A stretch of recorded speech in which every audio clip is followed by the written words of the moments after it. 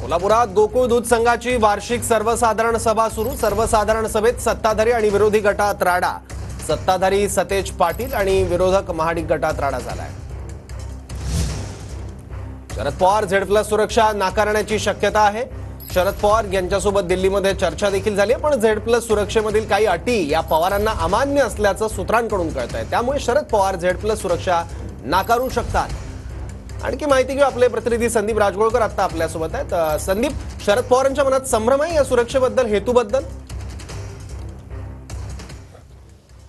अगदी सौरभ, देशाचे माजी कृषी मंत्री आहेत ते, त्याचबरोबर महाराष्ट्राचे माजी मुख्यमंत्री आहेत। आता देशातलं पाहायला गेलं चित्र तर पंतप्रधान मोदी यांना म्हणजे क्रमांक 1 ची सुरक्षा जी आहे देशात ती पुरवलेली आहे। 2 नंबरची सुरक्षा व्यवस्था आता पुरवली गेली RSS चे प्रमुख मोहन भागवत यांना। 3 नंबरची सुरक्षा आहे अमित शाह यांना, आणि देशात 4थ्या नंबरची जी सिक्युरिटी आहे ती शरद पवार यांना दिली जाणार आहे।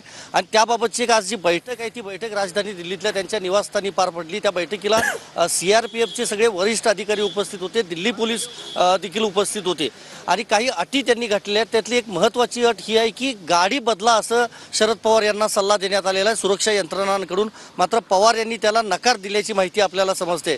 दुसरं महत्त्वाचं, दिल्लीतलं जे घर आहे त्या घराचं जे कंपाऊंड आहे त्याची देखील उंची वाढवण्याचा जो सल्ला आहे तो दिला आहे। म्हणजे हे आपण थेट दृश्य पाहतोय की कॅमेरामनला मी विनंती करेन की ही त्यांचं प्रवेशद्वार आहे, आणि आतमध्ये जर आपण पाहिलं तर ज्या भिंती आहेत त्या भिंती वाढवण्याचा सल्ला जो आहे तो सुरक्षा यंत्रणांनी दिला आहे। आत्ता त्यांच्या घराबाहेर जर पाहिलं तर फक्त हे दिल्ली पोलिसांचे 2 ते 3 पोलीस फक्त या ठिकाणी उपस्थित असतात।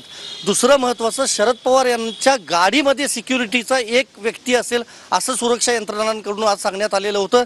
ते देखील शरद पवार यांना मान्य नाही आहे, कारण ज्या वेळेला पवार महाराष्ट्रात फिरतील किंवा राजधानी दिल्लीत असतील किंवा देशातल्या इतर भागामध्ये असतील त्यावेळेला त्यांच्या गाडीमध्ये त्यातला म्हणजे CRPFचा माणूस नसेल, कारण समोरच्या एक सीटवर एक व्यक्ती CRPFचा जवान आणि मागच्या सीटवर एक जवान असं असेल असं त्यांना सांगण्यात आलेलं होतं। त्यामुळे ते देखील शरद पवार यांनी मान्य केलेलं नाही। अशा ज्या काही अटी शर्ती आहेत त्यांच्या, दुसरं महत्त्वाचं, निवासस्थानामध्ये प्रवेश नसेल असं देखील पवारांनी सांगितल्याचं आपल्याला समजतंय। सुरक्षा यंत्रणांनी असं सांगितलं की कंपाऊंडमध्ये त्याचबरोबर घरामध्ये देखील 2 जवान तैनात असतील। गोविंदबाग असेल म्हणजे पुण्यातलं घर असेल, मुंबईतलं सिल्वर ओक असेल, बारामती मधलं घर असेल किंवा राजधानी दिल्लीतलं हे घर असेल, घरामध्ये कुठल्याही जवानाला प्रवेश करू देणार नाही असं देखील पवारांनी आजच्या बैठकीत सुरक्षा यंत्रणांना सांगितलेलं आहे। बरोबर, धन्यवाद संदीप या महत्त्वाच्या माहितीबद्दल।